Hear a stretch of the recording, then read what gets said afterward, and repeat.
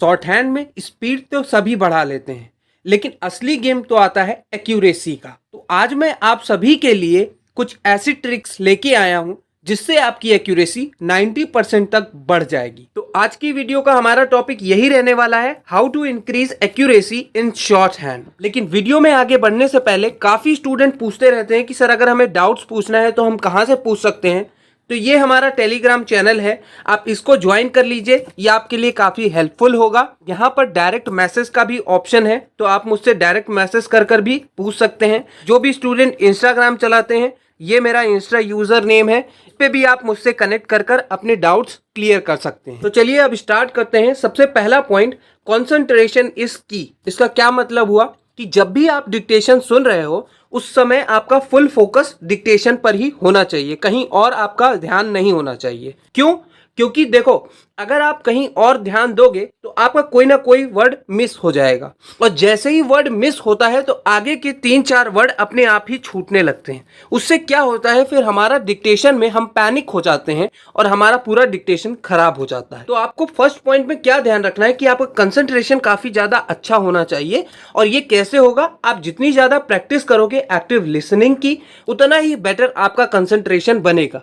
जब भी आप कोई डिक्टेशन को लिखते हो तो पहले आप उसको एक बार ऑडियो सुनो, उसकी अच्छे से ऑडियो सुनो, इसको बोलते हैं एक्टिव लिसनिंग। देन उसके बाद उसकी प्रैक्टिस करो, जिससे आपका कंसंट्रेशन धीरे धीरे स्ट्रांग होने लगेगा। बात करें सेकंड पॉइंट की, तो देखो कभी कभी क्या होता है कि जब डिक्टेशन आता है तो डिक्टेशन में अगर आउटलाइन ऐसी आ रही है जो हमने प्रैक्टिस कर रखी है तो हमें कोई दिक्कत नहीं होती। मान लो कोई ऐसे एकदम न्यू आउटलाइन आ गई तो हमें दिक्कत होने लगती, क्योंकि हमने उसकी प्रैक्टिस की नहीं है। मान लो अभी मैंने एक वर्ड बोला केम, तो आपके दिमाग में तुरंत बन जाएगा के और एम बनाना है। लेकिन अगर कोई ऐसी न्यू या टफ आउटलाइन आ जाती है तो आपको सोचना पड़ता है, तो ये सोचने की वजह से ही आगे के 2-3 वर्ड छूट जाते हैं। तो इस वजह से आपको क्या करना चाहिए, आपको ना नई नई आउटलाइन भी प्रैक्टिस करते रहनी चाहिए, अपनी एक अलग डिक्शनरी बनानी चाहिए आउटलाइन की। तो जिस आउटलाइन की आप प्रैक्टिस कर चुके हो उसको आपको प्रैक्टिस करते रहना है, मसल मेमोरी स्ट्रांग होती है इससे, ठीक है। और आपको नई नई आउटलाइंस भी प्रैक्टिस करते रहना है। वो कैसे? आप यूट्यूब पे जाओगे, प्रोग्रेसिव मैगजीन की प्रैक्टिस करो, केसी में भी बहुत सारी नई नई आउटलाइंस मिल जाती हैं, वहां से प्रैक्टिस करो।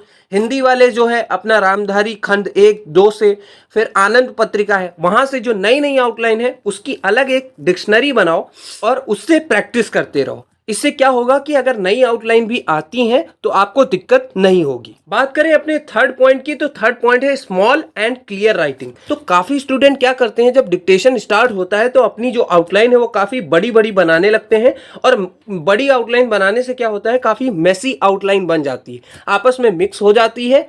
फिर बाद में जब हमको ट्रांसक्रिप्शन करना होता है उसका, तो हम उसको पढ़ नहीं पाते हैं, जिससे हमारी क्या होती है, एक्यूरेसी काफी ज्यादा खराब हो जाती है। तो इस वजह से आपको इसको भी ध्यान रखना है कि अपनी आउटलाइन को शॉर्ट बनाना है, जिससे आप ट्रांसक्रिप्शन में बाद में इजीली रीड कर सको और उसको पढ़ सको। नेक्स्ट हमारा फोर्थ पॉइंट की बात करें तो करेक्शन प्रैक्टिस।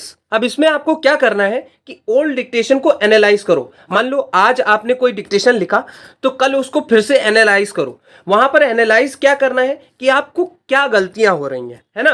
और अपनी एक मिस्टेक नोटबुक बनाओ, उसमें क्या करना है, जो भी डिक्टेशन आप एनालाइज करोगे वो यहाँ नोटबुक में वो आउटलाइन लिखते जाओगे, जिससे क्या होगा, आप उसकी बार बार प्रैक्टिस करते रहोगे। रिपीटेड एरर्स लिखो अपनी नोटबुक में, ठीक है। और अपने पैटर्न समझो, कहां पर मिस्टेक्स हो रही हैं उसको समझो। मतलब कि देखो कि क्या पंक्चुएशन की गलती हो रही है, क्या फुल स्टॉप की गलती हो रही है, फुल स्टॉप के बाद क्या मैं कैपिटल नहीं बना रहा हूं उसकी गलती हो रही है। तो ये सब एरर नोटबुक में नोट करो। जब नोट करने लगोगे तो तुमको तुम्हारी एरर पैटर्न पता चलने लगेगा, फिर आगे से तुम ध्यान रखोगे।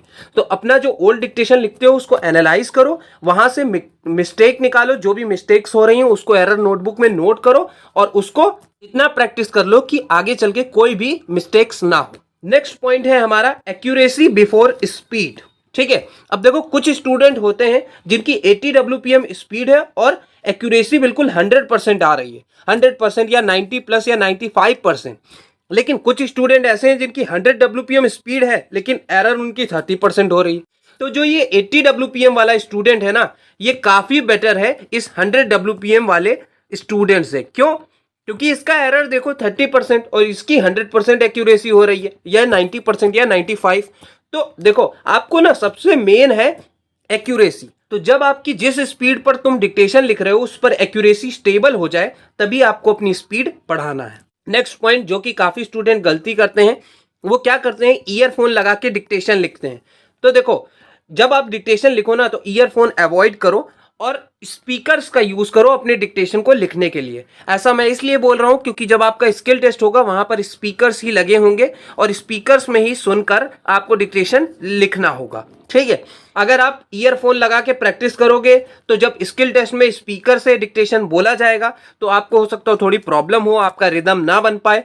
तो इस वजह से स्पीकर से प्रैक्टिस करो, अपनी एक्यूरेसी बिल्ड करो और कंसिस्टेंट जरूर रहना, क्योंकि कंसिस्टेंसी बहुत ही ज्यादा मैटर करती है स्किल टेस्ट के लिए। और एक दिन ऐसा जरूर रखो जिस दिन आप अपना वीकली एक्यूरेसी टेस्ट ले सको। मतलब मान लो अभी इस वीक में आपकी स्पीड 80 है, तो क्या नेक्स्ट वीक में 85 पहुंच रही है? तो ये टेस्ट आपको लेते रहना है, अपना सेल्फ एनालाइज करते रहना है और प्रीवियस वीक से आपको कंपेयर करते रहना है। अब कुछ बोनस टिप्स के बारे में बात कर लेते हैं। तो बोनस टिप्स यही है कि जो अपनी पेंसिल की ग्रिप है उसको थोड़ा कंफर्टेबल रखो, बहुत टाइट मत पकड़ो और थोड़े डिस्ट्रैक्शन अगर आसपास हो रहे हैं तो उसको अवॉइड करो। कोशिश करो कि अपना कंसंट्रेशन उसी डिक्टेशन पर रखो और डेली प्रैक्टिस जरूर करते रहो। डेली प्रैक्टिस करने से कंसिस्टेंट रहोगे। कंसिस्टेंसी ब्रेक हुई तो आप जो है स्किल टेस्ट में फिर अच्छा परफॉर्म नहीं कर पाओगे।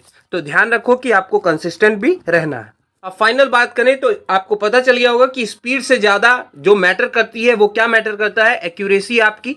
तो आपको एक्यूरेसी पर काम करना है और कमेंट में जरूर बताना कि आपकी एक्यूरेसी कितनी % है और अपना WPM भी जरूर मेंशन करना कमेंट बॉक्स में अगर आप यहां तक देख रहे हो। तो आई होप आपको सारे पॉइंट समझ में आ गए होंगे। अगर समझ में आ गए तो वीडियो को लाइक जरूर कर देना, चैनल पर नए हो तो सब्सक्राइब कर लेना, क्योंकि ऐसी हेल्पफुल वीडियो मैं आपके लिए इस चैनल पर लाता रहता हूं। अगर आपके कुछ डाउट्स हैं तो कमेंट बॉक्स में मुझे जरूर बता देना, मैं उसको जरूर सॉल्व करूंगा।